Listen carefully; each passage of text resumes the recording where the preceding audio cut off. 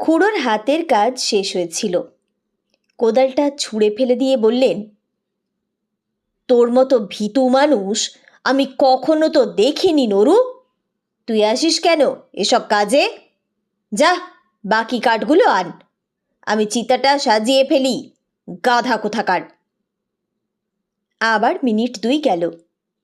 এবার মণি হঠাৎ চমকে উঠে 5-7 পা পিছিয়ে দাঁড়িয়ে সভয়ে বললে, না খুড়ো, গতিক ভালো ঠেকছে না, সত্যি মরাটা যেন নড়ে উঠল।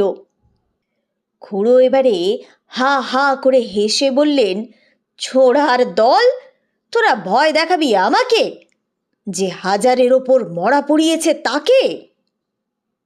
নরু বলল, ওই দেখুন আবার নড়ছে। খুড়ো বললেন, হ্যাঁ নড়ছে, ভূত হয়ে তোকে খাবে বলে। মুখের কথাটা তার শেষ হলো না।